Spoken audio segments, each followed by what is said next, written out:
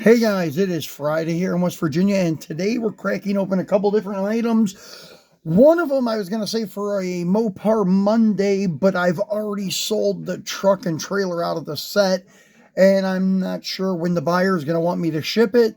So I wanted to go ahead and make a video on this set so you guys can get a look at the complete set, because it's one that I don't see come up too often. It is this guy here. It is the Counting Cars. It is the Greenlight Hollywood History Channel Counting Cars set. And the Nova, the Yanko Nova that I used to have, that one also was a Hollywood release for Counting Cars, I think. It was Counting Cars. It was some Hollywood set, but it was a little different because everything was done in Yanko. It wasn't done up with the show's name or anything on the trailer. It was a Yanko striped trailer and a Yanko Silverado with a 69 Yanko Nova.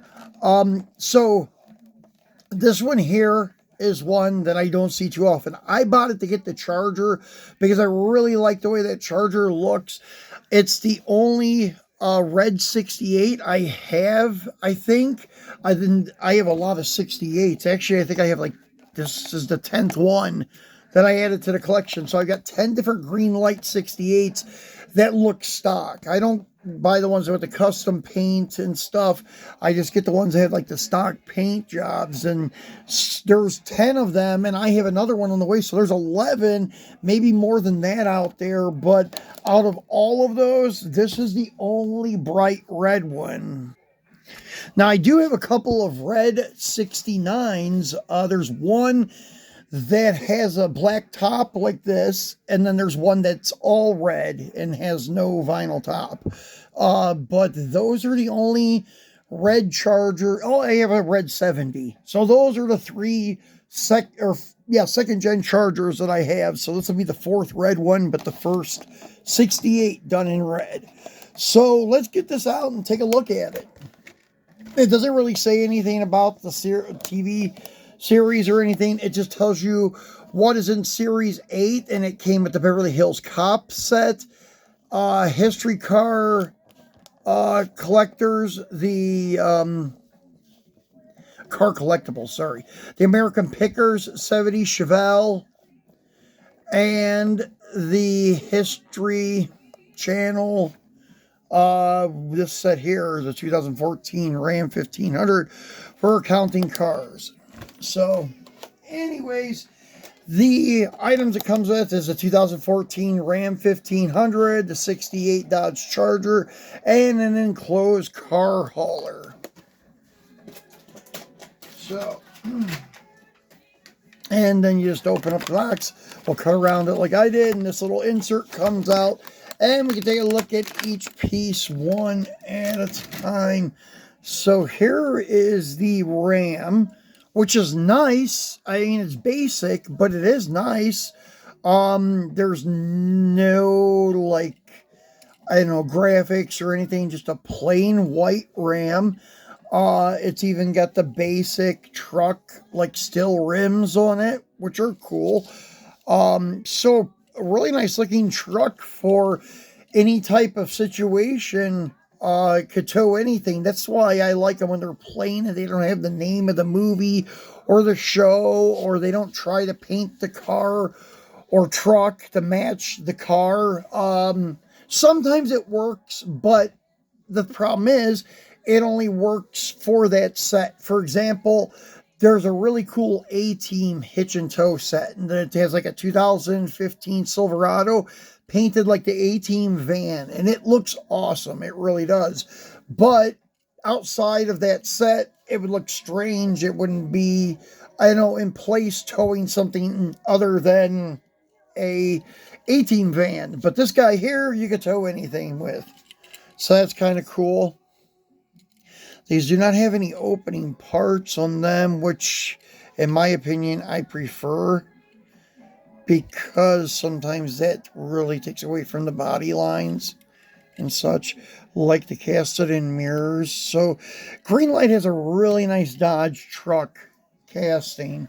Now for the modern style, more modern style, I should say, 2020 or so Ram, Auto World has a really beautiful one. The first ones they released, I think it's the big country ones.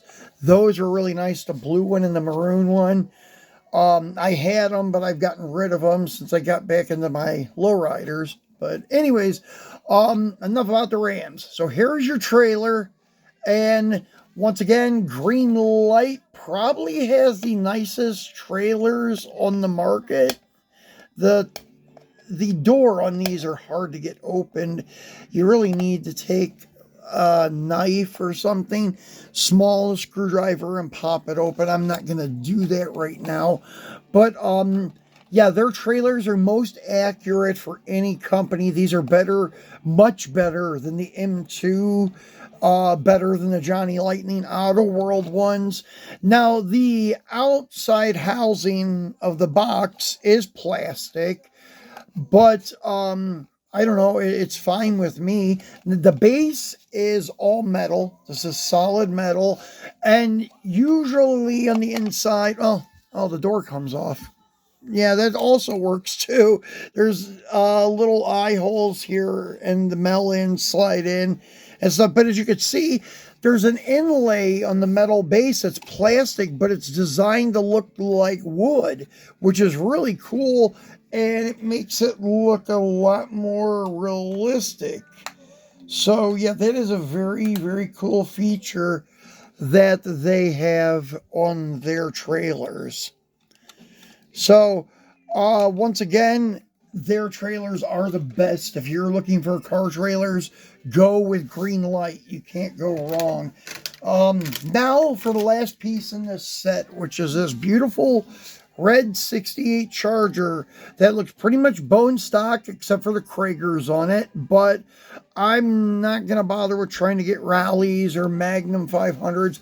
The Kragers I will let slide. They are very nice looking on this car. Most of the time I try to keep them 100% stock, even down to the wheels. But I have a few in my collection that have Kragers or Americans on them. Then that's fine. I'm not going to go through chasing down another set of wheels for this guy. And the 68 with the iconic open grille with the hideaway headlights looks awesome. And then my favorite part of 68, all the Mopars had round marker lights. So it's easy to define if it's a 68 or not when you're at a Mopar show. If it has those little round marker lights, most likely it's going to be a 68.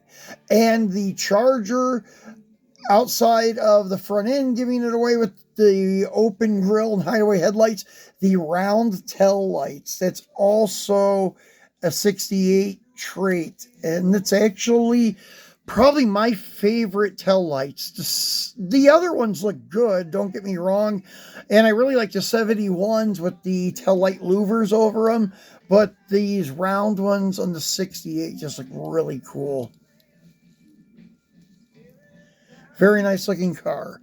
So the last item we have for today is a Lowrider. No surprise, huh? So anyways, it is this guy here, the 69 Buick Riviera Lowrider. Hot Wheels made about 4 different versions of this one. The most valuable, and I guess it would be the rarest one, is the white one. I'm not a big fan of it, but it does usually sell for $70 or more, and usually, if you find one any cheaper than that, it sells pretty quickly. So, I'm not sure why either. And then the others are pink one with flames, and I think it has some checkered flag graphics on it too. Looks really weird. It doesn't look like a Lowrider paint job. It looks more like a pro stock style paint job you would see on some pro mod door slammer from the 90s or something like that. Then the other one is from the Lowrider magazine set. and it has a red fading into white, fading into green, I think to represent the Mexican flag. And the base paint underneath is like a candy purple. Cool looking car. I would have liked it better if they would have just left it candy purple, but that's me. So on the back side of this, yes, they do have a ride up here on this lowrider. So are you ready to go low? This original 69 Buick Riviera lowrider combines style, luxury, and comfort with the horsepower of a Motown muscle car. Our gilded golden oldie can be displayed in hop action poses and features custom pinstriping and cool graphics. When you cruise this Riviera, you'll be the attention-getting Bomba on any boulevard. Our series of collectible vehicles is designed to touch the soul and stir the passions of automotive enthusiasts who appreciate cool designs and heart-pounding performance. Each of these highly detailed multi-piece 1/64 scale vehicles feature movable parts, top-quality paint jobs, and comes displayed in an individual collector's case. And what's cool about the Lowriders too is that I taped this back closed. It was sealed when I got it. What's cool about the Lowriders, there's no rubber band because they don't have opening hoods or anything like that. Just movable suspension, and it's pretty stiff. And they screw it down at the front rivet and the rear rivet of the body, so it's not going to be going anywhere. So yeah, when you're buying these, you don't have to worry too much about the paint. But in some cases, though, if they are in hot, humid conditions, they still can end up with some paint rash. I'm hoping that this guy's clean. It looks pretty clean. But yeah, that is the thing you need to worry about when buying 100% stuff, is those stupid rubber bands or the conditions it was stored in. Yeah, that was hard to get off, man. So anyways, we got that off, and I'm not going to take him off the stand. No, actually, yeah, what the heck, I'll go get a screwdriver. All right, I had one laying right over there. That's why I said, what the heck, I'll do it now. I wasn't going to have to dig for one, so that's cool.